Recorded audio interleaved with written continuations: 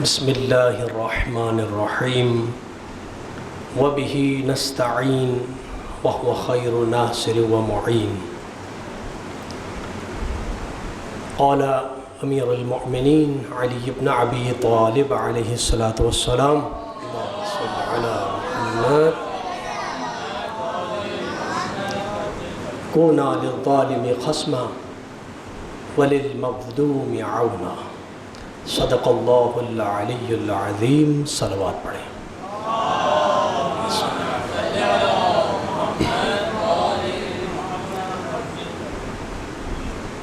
بارگاہ رب ذوالجلال میں جتنا شکر ادا کریں وہ کم ہے کہ اس خالق کائنات نے ہم اور آپ کو یہ سعادت بخشی کہ ہم اس گوناگوں مصروفیات کے دور میں،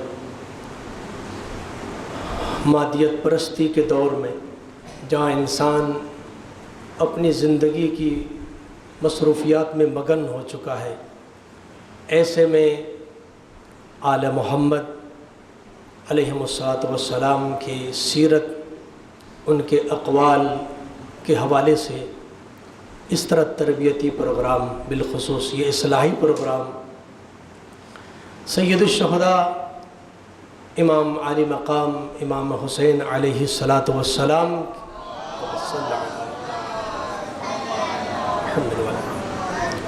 اس قیام کے مقصد اور ہدف کو کہ جس میں آپ خود اسی اصلاح کا ذکر کر کے مدینہ چھوڑ رہے ہیں، اور آج ہم اور آپ یہاں جمع ہیں یا دنیا بھر میں جہاں جہاں دین کے حوالے سے پروگرامز کا انعقاد ہوتا ہے، سیمینارز کا، کانفرنسز کا، اور اس طرح تربیتی نشستوں کا انعقاد ہوتا ہے، تو یہ سید الشہداء کی قربانی کی منہور منت ہے کہ آپ کی قربانی رائگاں نہیں گئی کہ ظاہراً لوگوں نے سمجھا کہ سید الشہداء دنیا سے رخصت ہوئے، یزید ظاہراً کامیاب ہوا۔ نہیں، آج یہ سب کچھ بتا رہا ہے کہ نہیں، حسین کامیاب ہو گئے۔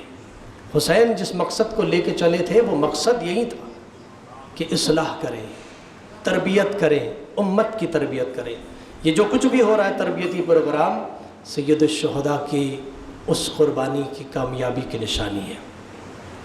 ہمارا موضوع امام علی مقام امام حسین علیہ الصلوۃ والسلام کے سفر، جو مدینہ سے مکہ اور مکہ کے اندر آپ نے کچھ عرصہ گزارا، اس عنوان سے گفتگو اور اہداف کیا تھے آپ کے سفر کے، اس موضوع پر گفتگو کریں گے انشاءاللہ۔ چند معروضات آپ کے سامنے پیش کروں گا۔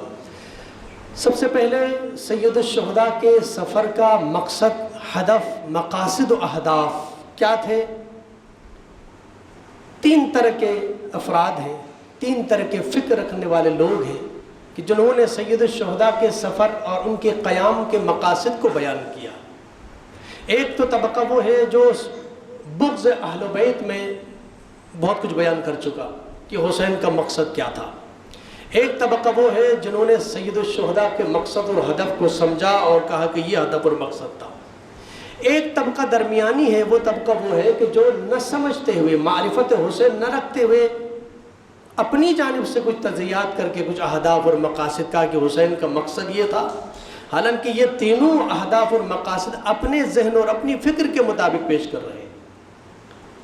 وہ طبقہ کہ جو سید الشہداء کے اور آل محمد سے بغض رکھتا ہے، وہ طبقہ تو یہ کہتا ہوا نظر آتا ہے کہ حسین کا مقصد، قیام کا مقصد، سفر کا مقصد اقتدار پر قابض ہونا تھا، نعوذ باللہ۔ یعنی یزید کو اس اقتدار سے ہٹانا اور اقتدار پر خود آنا چاہتے تھے، یا جس طرح کہا کہ دو شہزادوں کی جنگ تھی، کوئی اس کی بڑی اہمیت نہیں، وہ بھی شہزادہ تھا، نعوذ باللہ، یہ بھی شہزادہ۔ کچھ وہ افراد ہیں جنہوں نے حسین کی حقیقی معرفت نہیں رکھی، انہوں نے بھی کچھ تجزیات پیش کیے۔ جس طرح عیسائیوں کا کانسیپٹ ہے، راہبوں کا، وہ کہتے ہیں حضرت عیسیٰ علیہ السلام نے اپنی جان دی اور اپنی امت کے گناہوں کو بخشوا دیا۔ یعنی حضرت عیسیٰ نے اپنے آپ کو صلیب پہ چڑھا دیا، اور اس کا مقصد کیا تھا؟ قوم کو، ملت کو گناہوں سے پاک کر دیا۔ قربانی حضرت عیسیٰ دے رہے ہیں، اور گناہ جو ہے امت کے پاک ہو رہے ہیں۔ اور یہی بے معرفت کچھ لوگ ہیں جو یہ کانسیپٹ رکھتے ہیں کہ سید الشہداء نے امت کی بخشش کے لیے قربانی پیش کی۔ سید الشہداء کی قربانی کے بعد امت کی بخشش ہو گئی ہے، اب ہمیں کچھ کرنے کی ضرورت نہیں ہے، اس لیے کہ سید الشہداء کا خون، آپ کی قربانی، آپ کے خانوادے کی قربانی یہ بتا رہی ہے کہ آپ نے امت کے گناہوں کی بخشش کے لیے قربان ہوئے ہیں آپ، اور آپ کی قربانی سے امت کے سارے گناہ بخش دیے گئے، اور اب آپ کو کچھ کرنے کی ضرورت نہیں ہے۔ اچھا، ایک طبقہ یہ کہتا ہے کہ سید الشہداء نے جو مقاصد خود بیان کیے ہیں اس سے کچھ تجزیہ کر کے پیش کرتا ہے کہ امام حسین کا مقصد کیا تھا۔ اس میں سے جو انہوں نے سمجھا خود اپنے تجزیے کے مطابق کہ سید الشہداء کو چونکہ بیعت طلب کی گئی تھی، یزید نے بیعت طلب کی، اب مدینہ رہنے کے قابل نہ رہا، اور حسین مدینے میں رہتے تو قتل ہو جاتے، لہذا حسین جان بچا کر مدینہ چھوڑ کے نکل گئے۔ یہ بھی ایک ذہن لوگوں کا ذہن میں کہ اب حسین کرتے تو کیا کرتے، کیونکہ یزید نے حکم دیا تھا گورنر کو، مدینے کے گورنر کو، کہ اگر بیعت نہ کرے تو سر قلم کر دو، تو اب حسین کے پاس کوئی چارہ ہی نہیں تھا، وہ کیا کرتے، مدینہ نہ چھوڑتے، اس لیے کہ سر قلم کرنے کا حکم تھا، لہذا نعوذ باللہ جان بچانے کے خاطر مدینہ چھوڑا۔ یہ سارے تجزیات مختلف لوگ اپنے ذہن اور فکر کے مطابق، اپنی کوتاہ فکری کے مطابق جو ہے یہ پیش کر رہے ہیں۔ افسوس کا مقام یہ ہے کہ کیا سید الشہداء کوئی خفیہ طریقے سے مدینہ چھوڑ کے نکلے تھے؟ کیا سید الشہداء نے کچھ بیان نہ کیا اور خاموشی سے جان بچا کے نکل گئے؟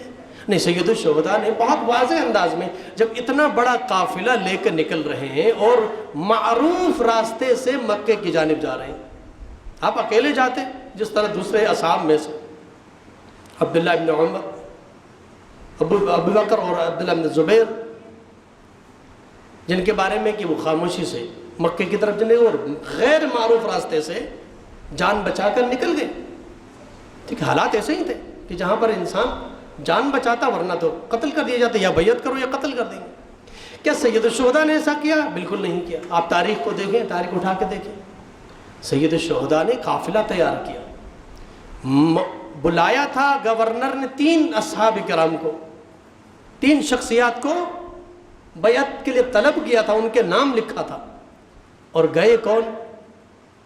دربار میں، گورنر کے دربار میں صرف سید الشہداء گئے، باقی تو جان چکے تھے کہ کیا ہونے جا رہا ہے، اور امام حسین اعلان کر کے نکلے ہیں اور بہت بڑا قافلہ لے کے نکلے ہیں، مخدرات عصمت بھی ہیں اس میں، آپ کے اعوان و انصار بھی ہیں، خانوادہ بھی ہیں، آپ کے جو خانوادے کے جو جوان ہیں وہ بھی موجود ہیں، تو ایک بڑا قافلہ نکل رہا ہے، تو اس میں کوئی نہیں کہہ سکتا ہے کہ خاموشی سے حسین نکلے اس لیے ہمیں پتہ نہ چلا، اور ہر آدمی اپنے حساب سے تجزیہ کرے کہ حسین کیوں نکلے۔ اب آؤ یہ کہ سید الشہداء کچھ کہہ کے نکلے ہیں، اپنے ہدف کو بیان کیا ہے سید الشہداء نے یا نہیں؟ تو واضح انداز میں جگہ جگہ مختلف مقامات پر، بالخصوص جناب حنفیہ کو وصیت کرتے ہوئے اپنا وصیت نامہ جو دیا ہے، اس میں بھی یہ واضح انداز میں آپ نے بیان فرمایا، انی لم اخرج اشرا ولا بطرا ولا مفسدا ولا ظالما، انما خرجت لطلب اصلاح امتی جد رسول اللہ، اريد ان اعمر بالمعروف وانهى عن المنکر واسیر سیرت جد رسول اللہ صلی اللہ علیہ وآلہ وسلم وابی امیر المؤمنین علی بن ابی طالب۔ اتنا واضح پیغام ہے، سید الشہداء کہہ کے نکل رہے ہیں، لوگوں سنو میں کیوں نکل رہا ہوں، میں کیوں مدینہ چھوڑ کے جا رہا ہوں، تو آپ نے اعلان فرمایا کہ انی لم اخرج، میں نہیں نکل رہا فساد کے لیے، کوئی اقتدار کے لیے، کوئی طاقت کی وجہ سے نکل رہا ہوں، یا کوئی فساد برپا کرنا چاہ رہا ہوں، ظلم کرنا چاہ رہا ہوں، تخت الٹنا چاہ رہا ہوں، یہ سے کوئی اہداف اور مقاصد تو نہیں۔ آپ خود بیان فرما رہے انی انما خرجت للطلب اصلاح فی امت جدی رسول اللہ، میں تو اپنے نانا کی امت کی اصلاح کرنے نکل رہا ہوں۔ یہ واضح ہے۔ اب یہ سارے تجزیوں کی کیا ضرورت ہے کہ آپ کہیں کہ اس لیے نکلے تھے، آپ کہیں اس لیے نکلے تھے، فلاں کہہ رہا ہے کہ وہ امام حسین اس لیے قیام کر رہے تھے، جبکہ سید الشہداء خود واضح انداز میں بیان کر رہے ہیں میں تو امت کی اصلاح کرنے نکلا ہوں۔ تو یہ سارے تجزیات جو ہے ان کی کوئی ویلیو نہیں رہی جب سید الشہداء خود بیان کر کے نکل رہے ہیں۔ اور دوسری بات یہ نہیں کہ آپ خوف سے نکل رہے ہیں یا یہ کہ آپ اچانک نکل رہے ہیں چونکہ بیعت کا حکم ہوا اور سید الشہداء کے پاس چارہ نہیں تھا چلو بھائی اب نکلو، نہیں، نہ یزید برسر اقتدار اچانک آیا، نہ سید الشہداء کا قیام اچانک ہوا۔ سید الشہداء بھی پہلے سے قیام کی تیاری کر رہے تھے، بلکہ آپ یزید کے دور خلافت سے 2 سال پہلے مکے کی سرزمین پر مینا کے مقام پر آپ کے خطبات ہیں، آپ نے لوگوں کو جمع کر کے آپ نے فرمایا لوگوں، یزید کی خلافت سے 2 سال پہلے سید الشہداء بیان فرما رہے ہیں کہ لوگوں دیکھو دین پر عمل نہیں ہو رہا، میں دیکھ رہا ہوں کہ یہ آہستہ آہستہ دین کو ختم کرنا چاہتے ہیں، سیرت رسول پر عمل نہیں ہو رہا، سیرت امیر المومنین پر عمل نہیں ہو رہا۔ یہ واضح انداز میں آپ کا بیان ہے کہ جو کچھ ہو رہا ہے وہ عین دین نہیں ہے، اسلام نہیں ہے، بلکہ اسلام کے حقیقی چہرے کو مسخ کر کے پیش کیا جا رہا ہے۔ تو اس کا مطلب یہ ہوا کہ سید الشہداء نے کوئی اچانک یزید کی بیعت کی وجہ سے یزید کے مقابلے میں سامنے آئے نہیں، آپ پہلے سے تیار تھے، آپ موقع کی تلاش میں تھے۔ ہر چیز کا ایک موقع محل ہوتا ہے، ہر جگہ ہر بات نہیں کی جا سکتی، ہر جگہ ہر کوئی اقدام نہیں اٹھایا جاتا، ایک موقع کی تلاش ہوتی ہے کہ کب موقع ملے تو یہ کام کا انجام۔ ادھر یزید نے بیعت طلب کی، ادھر سید الشہداء پہلے سے تیار تھے کہ جو کچھ یزید نے کرنا ہے وہ 2 سال پہلے سے آپ نے بیان کیا تھا کہ کیا ہونے جا رہا ہے، دین کے ساتھ کیا ہو رہا، اور آگے 2 سال بعد جب یزید آئے گا تو اس نے کیا کرنا ہے۔ تو امام تو پہلے سے تیار تھے، اور میں نے سب سے پہلے امیر المؤمنین علی ابن ابی طالب علیہ السلام صلی علی آپ کا وہ بہترین جملہ یکون للظالم خصما، حسن و حسین سے وصیت کرتے ہوئے کہ ظالم کے ہمیشہ مخالف رہو، ظالم کے ساتھ ہمیشہ برسر پیکار رہو، وَلِلْمَظْلُومِ عَوْنًا، اور مظلوم کے ہمیشہ حامی و مددگار رہو۔ تو امیر المومنین بیان کر کے چلے گئے تھے، لہٰذا کیسے ممکن ہے کہ حسین کسی ظالم کے حکومت پر خاموشی سے رہے؟ تو یہ ساری چیزیں کہ اچانک حسین کو چونکہ بیعت طلب ہوئی تھی تو اور کوئی چارہ نہیں تھا، پھر قیام ہی کرنا تھا، نہیں، نہ تو حسین جان بچا کے نکل رہے تھے، حسین پہلے سے آمادہ تھے، اور ابھی تو کوفہ کے خطوط بھی نہیں آئے ہیں مدینے میں، تو یہ کوئی یہ کہتے ہیں کوفہ کے لوگوں نے بلایا تھا، نہ کوفہ کے لوگوں کے خطوط آئے تھے، کیوں مکے کی جانب آپ نے سفر کا آغاز کیا؟ سید الشہداء مدینے سے کہیں اور چلے جاتے ہیں، مکہ کیوں گئے؟ سید الشہداء جانتے ہیں کہ اب میں جو میسج دینا چاہ رہا ہوں، اب میں جو قیام کرنا چاہ رہا ہوں کہ پوری دنیا کے مسلمانوں تک میرا پیغام اگر پہنچ سکتا ہے تو وہ بہترین جگہ مکہ المکرمہ، وہ مرکز ہے، وہاں دنیا بھر کے مسلمان بیت اللہ کی زیارت کے لیے تشریف لاتے ہیں، وہاں جا کے اگر میں اپنا پیغام دوں گا تو وہ دنیا بھر کے مسلمان میرا پیغام ہر جگہ تک پہنچائیں گے۔ تو بہترین جگہ حسین کے قیام کے لیے، اور حسین پہلے آمادہ کر رہے ہیں۔ اچھا ایک جملہ میں یہاں پر یہ بھی کہوں کہ جیسے میں نے شروع میں کہا تو اس سے کوئی غلط فہمی نہ ہو کہ حسین کو حکومت نہیں چاہیے، حسین حکومت کے لیے نہیں جا رہے تھے۔ آپ مجھے بتائیں حکومت کوئی بری چیز ہے؟ حکومت پر اگر یزید کی جگہ سید الشہداء جیسی ذات ہو اور وہ طاقتور ہو تو پھر اسلام جو تیزی سے پھیل سکتا ہے، پھر اسلام کا بول و بالا ہو سکتا ہے، تو اس کے لیے ضروری ہے کہ حکومت بھی ہو۔ تو اس طرح نہیں ہے کہ حکومت نہیں چاہیے تھے حسین، حکومت چاہیے تھی، اور حکومت چاہیے تھی تبھی تو آپ نے قیام کیا۔ اور قیام میں کیا کرنا تھا حسین نے؟ امت کو آمادہ کرنا تھا کہ یزید جیسا بدبخت انسان برسر اقتدار آیا ہے، یہ اس کے لائق نہیں ہے، لہٰذا تم قیام کرو، جب قیام ہوگا سب حسین کا ساتھ دیں گے تو حسین ہی رہبر ہوں گے، حسین ہی قائد ہوں گے، حسین ہی حاکم ہوں گے۔ تو حسین تو حکومت ملے گی حسین کو تو پھر آپ پورے ملک کے اندر پوری دنیا کے اندر اسلام کو پھیلا سکتے ہیں۔ تو اس طرح کو یہ نہ سمجھے کہ حسین کو حکومت نہیں چاہیے تھی، نہیں، حکومت بہت ضروری ہے۔ حکومت ظاہری حکومت ہو تو اس سے بڑا کام ہو سکتا ہے۔ وہ الگ بات ہے کہ ائمہ اطہار علیہ السلام کو ظاہری حکومت سے محروم کر دیا گیا، ان کے حق کو غصب کر دیا گیا، ورنہ سرکار دو جہاں محمد مصطفیٰ صلی اللہ علیہ وآلہ وسلم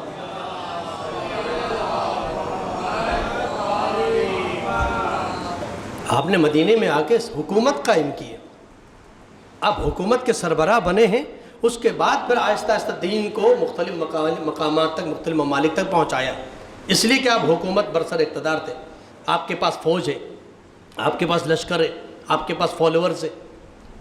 تو یہ والا جملہ یہ غلط فہمی میں نہ ہو کہ حسین کو اقتدار نہیں چاہیے تھا، نہیں، اقتدار کیوں چاہیے تھا؟ اقتدار دو طرح کے لوگ چاہتے ہیں، ایک اقتدار اس لیے چاہتے ہیں کہ اپنی دنیا داری پیسہ کمائیں، دولت کمائیں اور بادشاہت کریں۔ ایک دفعہ سید الشہداء جیسی ذات یا رسول خدا یا ائمہ اطہار میں سے اگر کسی کو حکومت ملتی ہے تو پھر ان کی حکومت کیسی ہوتی ہے؟ وہ اپنے لیے کچھ نہیں کرتے۔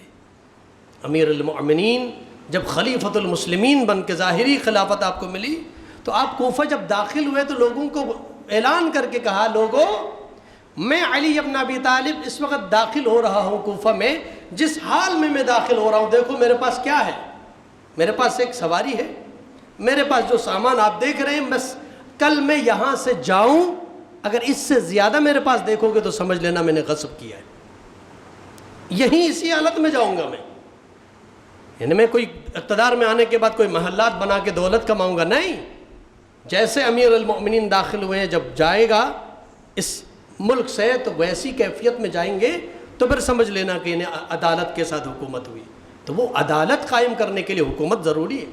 تو سید الشہداء تو پہلے اس عدالت کے لیے لوگوں کو آمادہ کرنا چاہ رہے ہیں، لہذا آپ نے سفر کا آغاز کیوں کیا مدینے سے مکے کی طرف؟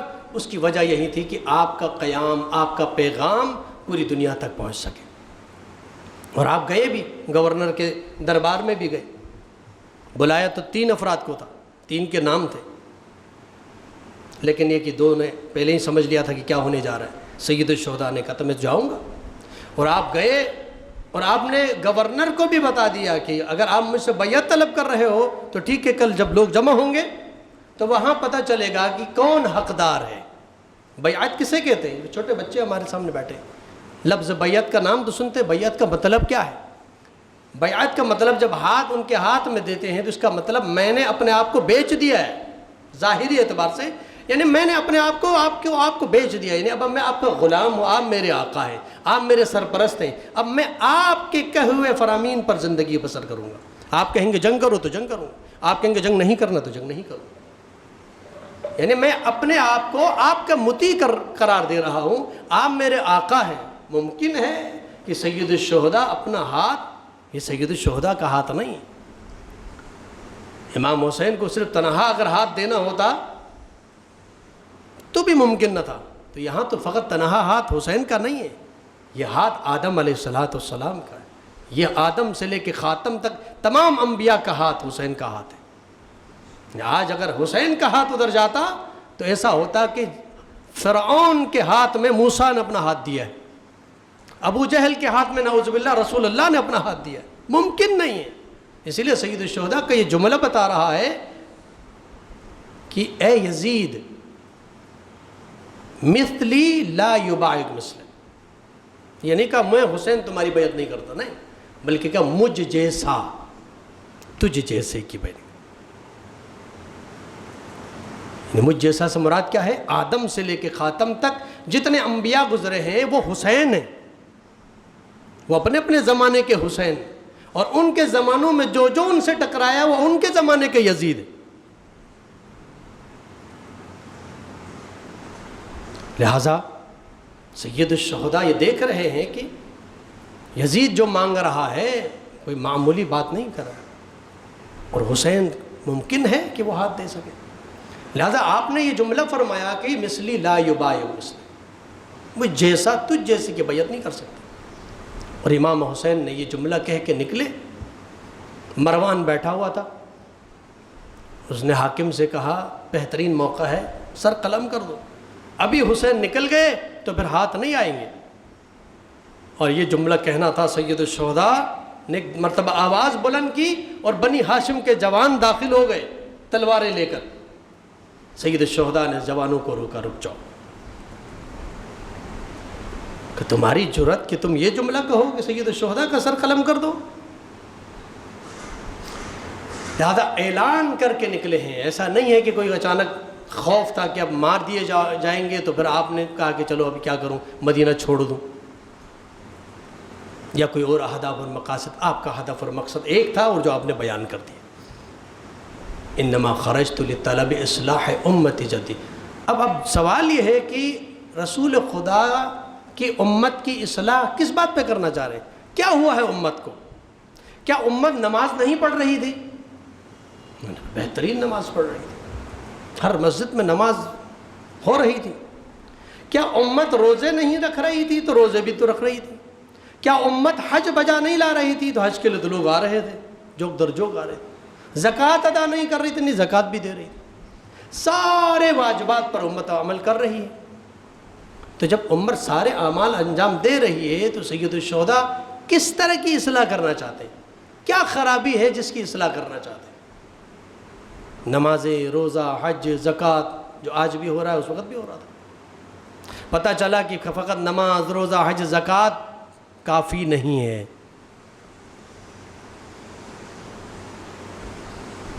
حج، زکوٰۃ یہ عبادات فقط کافی نہیں ہے۔ یا ایھا الذین آمنوا اتقوا اللہ وکونوا مع الصادقین، اے صاحبان ایمان، اے ایمان والو تقوی اختیار کرو۔ مومن وہی ہوتا ہے پھر تقوی کی طرف منزل ہے۔ اسلام پہلے لا چکا ہے، مسلمان ہے، پھر مومن ہے، پھر کہا تقوی بھی اختیار کرو۔ اچھا تقوی بھی اختیار کیا، کافی ہے؟ نہیں، تقوی بھی کافی نہیں۔ اسلام لایا کافی نہیں، ایمان لایا کافی نہیں، تقوی اختیار کیا نہیں، یہ بھی کافی نہیں۔ پھر کیا کریں یار پروردگارا؟ اسلام بھی لائے، ایمان بھی لائے، متقی بھی ہو گئے، کہ یہ تینوں ابھی کافی نہیں ہیں۔ وَكُونُوا مَعَ الصَّادِقِينَ۔ اب چوتھا جو کام ہے وہ سب سے اہم کام ہے، کونوا مع الصادقین، سچوں کے ساتھ بھی ہونا پڑے گا۔ تو پتہ چلا کہ اس وقت سارا کچھ ہو رہا تھا، نمازیں، روزہ، حج، زکوٰۃ، سب کچھ عمل ہو رہا تھا۔ جو نہیں ہو رہا تھا وہ کیا ہو رہا تھا؟ کونوا مع الصادقین کی منزل پر نہیں تھے۔ سید الشہداء یہی کہنا چاہ رہے، سچے کو چھوڑ کے یزید جیسے کی بیعت کر رہے لوگ۔ تو قرآن ہمیں یہ آواز دے رہا ہے کہ دیکھو، اس خوش فہمی میں مبتلا نہ ہونا کہ نمازیں بہت پڑھی ہیں، روزے بہت رکھے، حج بھی بہت کیا ہے، زکوٰۃ بھی دے دیا ہے، ساری نیکیاں انجام دی ہیں، ایک اگر سچوں کے ساتھ نہ ہو تو کیا ہو؟ سچوں کے ساتھ نہیں ہے تو کچھ بھی نہیں ہے۔ بس سید الشہداء یہی بیان کر رہے ہیں، دیکھو تمہاری نمازیں، روزہ، حج، زکوٰۃ سب کچھ ہو رہا ہے، وہ جوک در جوک کعبے کی طرف آ رہے ہیں اور حسین کعبہ چھوڑ کے جا رہے ہیں، وہ کعبے کا طواف کر رہے ہیں، حسین کعبے کو بچانے جا رہے ہیں۔ توجہ ہے، لوگ اس کعبے کی طرف سفر کر رہے ہیں کہ کعبے کا طواف کریں اور ثواب حاصل کریں، سید الشہداء کعبے کو بچانے کے لیے سفر کر رہے ہیں۔ کیا فضیلت کس کی زیادہ ہے؟ طواف کر کے ثواب کمانا زیادہ بہتر ہے کہ کعبے کو بچانا زیادہ ضروری؟ کعبے کی حرمت کو پامال ہونے سے بچانا، کعبہ بچے گا تو پھر طواف ہوگا، کعبے کی حرمت بچے گی تو طواف ہوگا، نماز بچے گی تو مسجدیں ہوں گی تو نماز ہو گئی۔ آج یہاں نماز ہو رہی ہے، سید الشہداء کی مرہون منت، اس لیے کہ جو اہداف اور مقاصد یزید کے تھے وہ آہستہ آہستہ واضح ہو رہے تھے، اور یزید نے جو کچھ بھی کیا اس میں یہی چیزیں، آج امت اس طرح متوجہ نہیں ہے کہ یہ مسجد جس کا اتنا احترام ہے کہ آج اگر کہیں پر مسجد گرانے کی بات ہوتی ہے تو سارے مسلمان کھڑے ہو جاتے ہیں، ہم مسجد کو گرانے نہیں دیں گے، بہت اچھی بات ہے، مسجد کا مقام مرتبہ ہے۔ لیکن یہی یزید جب مسجد نبوی میں گھوڑے بندھوا رہا تھا، جب یہ یزید مسجد کو پامال کر رہا تھا، اذان بند ہو گئی تھی، 3 دن تک مسجد نبوی میں اذان نہیں ہو رہی تھی، روزہ رسول کی جو ہے نا بے حرمتی ہو رہی تھی، مسلمان کیا کر رہے تھے؟ مسجد تو مسجد ہے نا. آج ایک گلی میں بھی اگر آپ نے ایک مسجد بنائی، نام مسجد کا آ گیا، تو مسلمان جان دینے کے لیے تیار ہوتے ہیں. مسجد نبوی تو تمام دنیا کی مساجد میں مقدس ترین مسجدوں میں سے ایک مسجد نبوی. مسجد نبوی یزید پامال کر رہا ہے، مسلمان خلیفۃ المسلمین کہہ رہے ہیں اسے. حسین علیہ السلام یہی جملہ کہہ رہے ہیں، تم دیکھ نہیں رہے ہو؟ مسجد نبوی کو پامال کر رہے ہو، تم کہتے ہو خلیفۃ المسلمین. بعد امام حسین یہی ہوا جو حسین پہلے دیکھ رہے تھے. لوگ تو بعد میں جا کے سمجھ گئے کہ حسین نے جو پہلے بلایا تھا کاش چلے جاتے. سید الشہداء تمام تر چیزوں کو جانتے ہوئے، اپنے ٹارگٹ اور مقصد اور ہدف کو معین کرنے کے بعد مدینہ چھوڑ کے نکلے.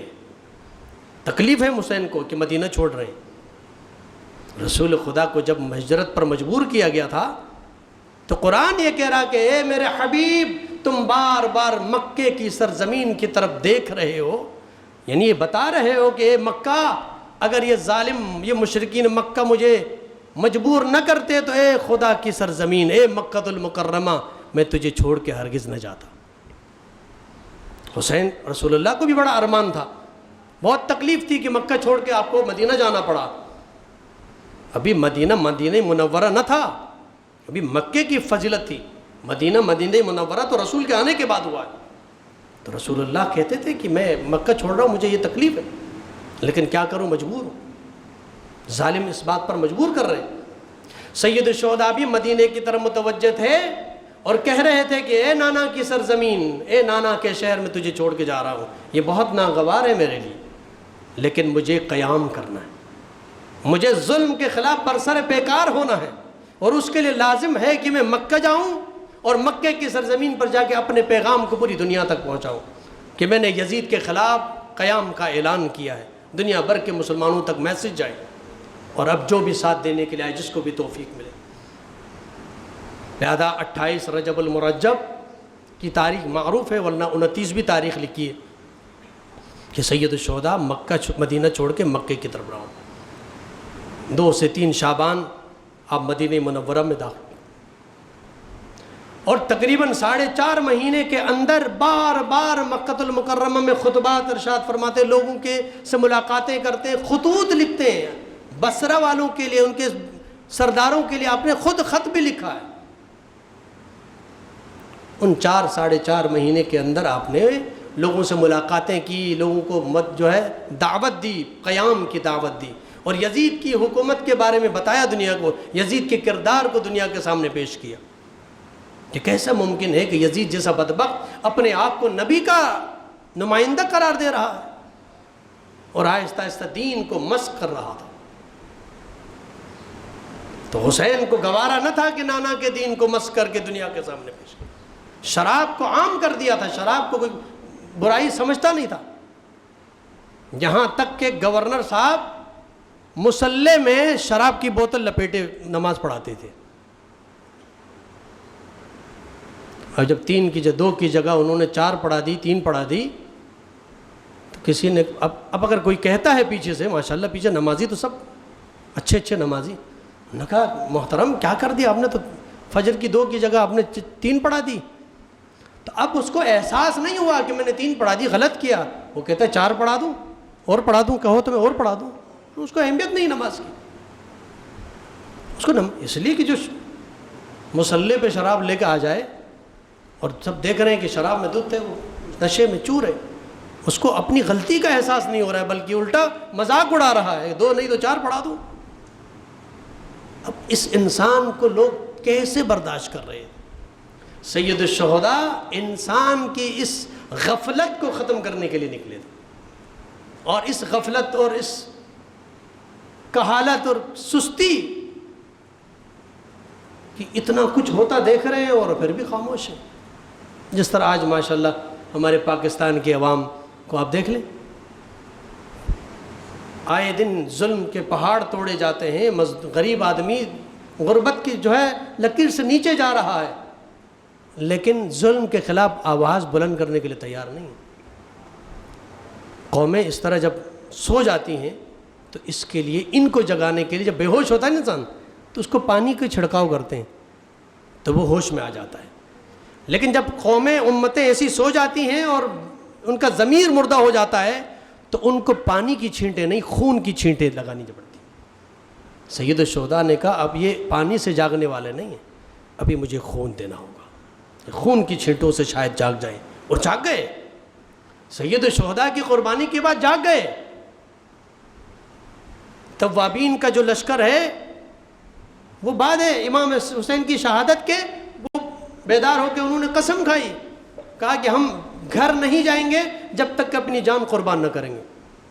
3000 کا روایت کے اندر تذکرہ ہے کہ 3000 لوگوں نے قسم کھائی کہ اب ہم گھر نہیں جائیں گے, اس لیے کہ ہم نے بہت بڑا گناہ کیا, سید الشہداء کا ساتھ نہیں دیا.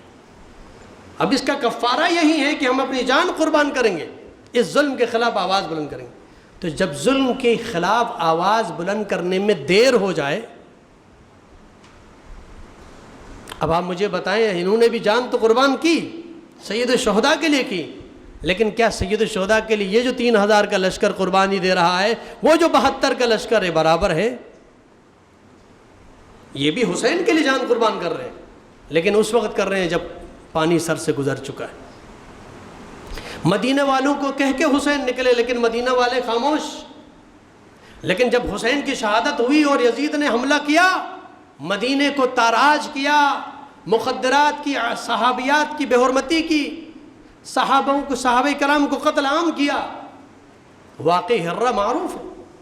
مسجد نبی کو پامال کیا, مسجد نبی میں گھوڑے بندوائے, استبل بنوا دیا. اس سب کے بعد پھر مدینہ والے جاگ گئے, او حسین نے اگر پہلے کاش کے حسین کا ساتھ دیتے تو یہ کچھ نہ دیکھتے جو آج ہم دیکھ رہے ہیں. اب خیال آ گیا کہ غلطی ہو گئی, بہت دیر ہو گئی, اتنے صحابہ قتل ہو گئی, اتنی صحابیات کی بے حرمتی ہو گئی, مسجد نبوی کی بے حرمتی ہو گئی ہے. اگر حسین کا ساتھ اگر پہلے دیتے تو یہ کچھ نہ ہوتا. توابین کا جو قافلہ لشکر ہے اگر حسین کا ساتھ دیتے 72 کی جگہ اگر 3000 آتے تو نقشہ بدلتا نہیں بدلتا, کربلا کی جنگ کا نقشہ ہی بدل جاتا. اگر وہ 3000 قربانی پہلے نہیں حسین کے ساتھ دیتے, بعد میں پھر لشکر پہ لشکر, پھر قیام پہ قیام, بعد سید الشہداء. یعنی اس کا مطلب ہے بیدار ہو گئے, سید الشہداء نے بیدار کیا ہے, یہ آپ کی وجہ سے بیداری آ گئی دنیا کے سامنے, لیکن دیر ہو گئی تھی. امام علی مقام کا بھی یہ جملہ ہے کہ جب کبھی تم ظلم کے خلاف آواز اٹھانے میں دیر کرو گے تو پھر جب اٹھو گے تو خون بہت زیادہ دینا پڑے گا, زیادہ قربانیوں کی ضرورت پڑے گی. ابتدا میں تو چند قربانیوں پر آپ کا کام ہو سکتا ہے, لیکن جیسے دیر ہو جائے گی تو زیادہ سے زیادہ قربانیاں دینی پڑیں گی, پھر بھی مشکل ہو جائے گا انقلاب لانا. تو سید الشہداء تو انیشیٹ, ابھی تو یزید برسر اقتدار نہیں آیا تب سے حسین ابن علی نے دنیا کو آگاہ کیا, مسلمانوں کو آگاہ کیا کیا ہونے جا رہا ہے, لیکن امت نے اس کی طرف متوجہ ہی نہیں. تو سید الشہداء نے پیغام دیا قیامت تک آنے والے انسانوں کے لیے کہ اگر تم بیدار, دیکھو آج ہمارے پاکستان کی آپ بات کریں کہ غریب اب مشکل ہے, اس کے لیے وقت گزارنا مشکل ہو گیا ہے, لیکن کون آواز اٹھائے؟ جنہوں نے آواز اٹھانی تھی وہ سب تو ساتھ ہو گئے. حسین کے ساتھ کون آواز اٹھا سکتا ہے؟ سب نے ہاتھ میں ہاتھ دے دیا تھا. اسی لیے جب یہ کہا جاتا ہے کہ حسین, ایک حسین اگر بیعت کرتے تو کیا ہوتا, جب سارے مسلمانوں نے بیعت کر لی تھی, سارے مسلمانوں میں سب آ جاتے, بڑے بڑے بھی آ جاتے, سب نے بیعت کر لی تھی, ایک حسین بھی کر لیتے تو کیا ہوتا. تو اس کا جواب علامہ مودودی صاحب نے دیا ہے. ابو اعلیٰ مودودی صاحب جماعت اسلامی کے بانی, وہ بہت خوبصورت جواب دے. وہ کہتے ہیں تم یہ کیوں نہیں کہتے ہو کہ جب حسین نے بیعت نہیں کی تھی تو سب نے کیوں بیعت کی تھی؟ حسین ہے مرکز, حسین اگر بیعت نہ کریں تو پھر بیعت کیسے ممکن ہے کہ سید الشہداء جہاں مینارہ نور ہے, جہاں مصطفیٰ کے نمائندے ہیں, وہ بیعت نہیں کریں تو پھر آپ نے کیا دیکھ کے بیعت کی؟ یہ جملہ کہو کہ جب حسین نے نہیں کی تھی تو باقیوں نے بیعت کیسے کر لی؟ کہ جب حق کے سردار کو, حق کے نمائندے کو تنہا چھوڑ دیا جاتا ہے تو پھر ظلم و بربریت عام ہو جاتی ہے. لہٰذا سید الشہداء کا پیغام، سفر کا آغاز مکہ کے اندر، مکہ کی طرف جانا، اس کا ہدف یہی تھا کہ چونکہ وہ مرکز تھا۔ اچھا پھر مکہ کیوں چھوڑا؟ ہمارا ٹاپک جو ہے مکہ تک ہے، لیکن مکہ کیوں چھوڑا اس پر ایک دو جملے بیان کر رہا ہوں۔ آپ کہیں گے نا مدینہ تو اس لیے چھوڑا کہ مکے کے اندر لوگوں سے ملاقاتیں ہو جاتی، پیغام۔ پھر مکہ کیوں چھوڑا؟ اس کے بھی کئی جوابات ہیں۔ ایک جواب تو یہ ہے کہ مکہ اس لیے چھوڑا کہ چونکہ یزید بھی چاہتا تھا کہ بہترین موقع ہے کہ حسین کو مکے میں قتل کرو، تاکہ پوری دنیا کے مسلمان آتے ہیں، ان کے اندر دہشت پھیل جائے گی میری حکومت کی۔ یزید جب حسین کو نہیں چھوڑے گا اور نہیں چھوڑتا اور مکے کی حرمت کو نہیں دیکھتا تو پھر ہم کون ہیں اس کے مقابلے میں آنے والے؟ تو میری دہشت پورے عالم اسلام میں پھیل جائے گی، بہترین موقع حسین کو قتل کرو۔ سید الشہداء سے بہتر کون جانتا ہے؟ سید الشہداء نے کہا میں 1 انچ اندر شہید ہونا نہیں چاہتا، 1 انچ اندر، اگر مجھے قتل ہی ہونا ہے تو میں 1 انچ اندر سے بہتر کہ میں مکے کے باہر قتل ہو جاؤں۔ سید الشہداء بھی جانتے تھے کہ ایک ایسا پروپیگنڈا کرنے والا ہے کہ لوگوں کو یہ کہتا دیکھو اتنا مجبور کیا حکومت کو کہ ہم مجبور ہو گئے، خانہ کعبہ کی حرمت کو بھی ہم نہ دیکھ سکے، حسین کو قتل کرنا پڑ گیا، لیکن حکومت کے خلاف یہ مکے کی سرزمین جو امن کی زمین ہے، یہاں پر آ کے انہوں نے نعوذ باللہ فساد برپا کرنے کی کوشش کی، ہم مجبور ہو گئے، یعنی اتنا مجبور کیا، ایک ایسا پروپیگنڈا عام کرنا تھا۔ سید الشہداء سمجھ گئے تھے کہ یہ کیا چاہ رہا ہے، انہوں نے کہا نہیں، آپ نکلے، آپ نے اپنا درود پڑھے محمد والا محمد پر۔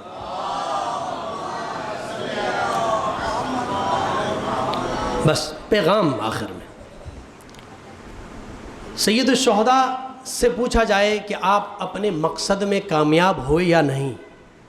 آپ نے اتنی بڑی قربانی، علی اکبر کی قربانی، قاسم کی قربانی، علی اصغر کی قربانی، آپ نے مخدرۃ السماوات کی چادروں کو قربان کیا، آپ جس مقصد کے لیے قیام کر رہے تھے کامیاب ہوئے؟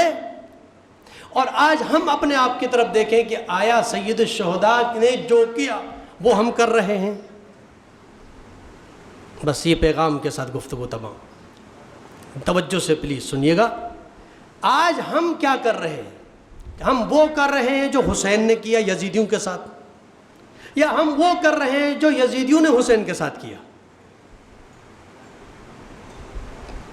ہاں، اگر ہم غور کریں تو ہم وہ کر رہے ہیں جو یزیدیوں نے حسین کے ساتھ کیا ہے۔ یزیدیوں نے کیا کیا؟ حسین کے ساتھ ہوا کیا؟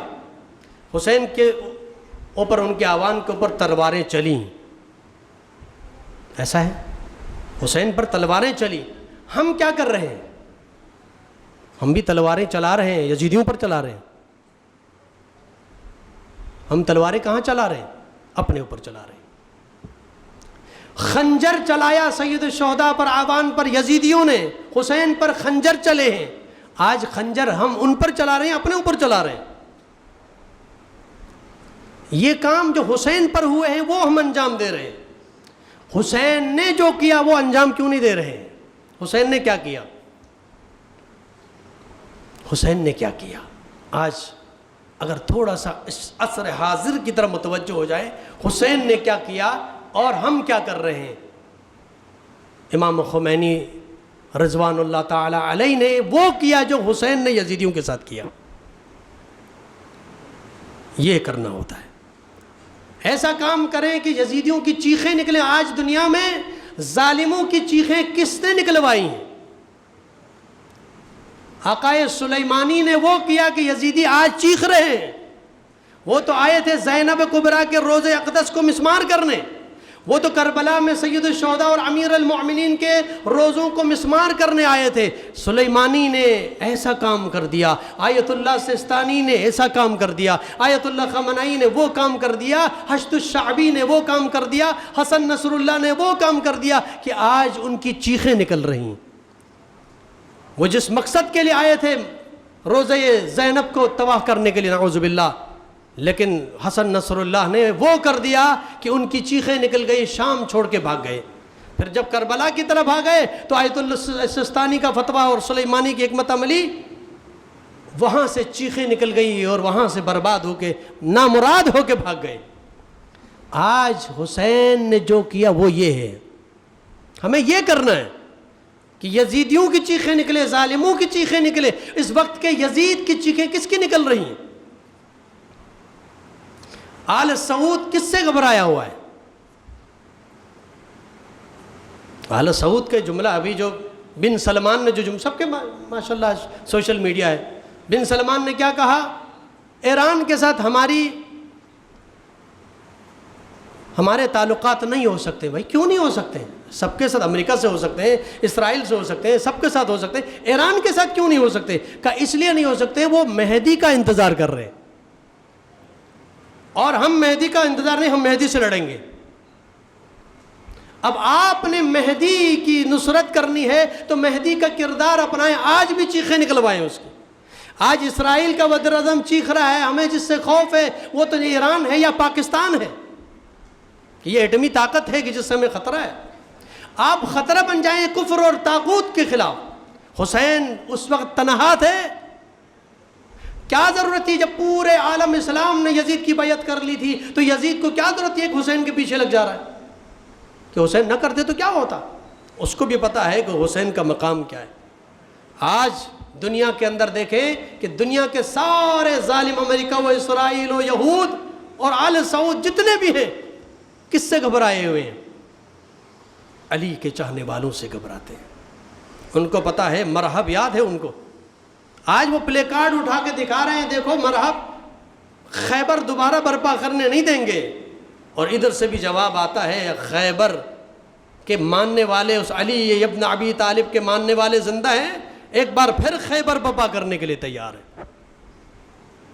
بس میسج یہی ہے، ہمیں وہ کرنا ہے جو حسین نے کیا یزیدیوں سے کے ساتھ، کہ یزیدیوں کی چیخیں، یزید کی چیخیں نکل گئی. ہزاروں کا لشکر حسین کی تنہا اور 75 اور 72 کے لشکر کے ہزاروں کے لشکر بھیج رہا ہے، اس لیے کہ گھبرایا ہوا ہے، ڈرا ہوا ہے.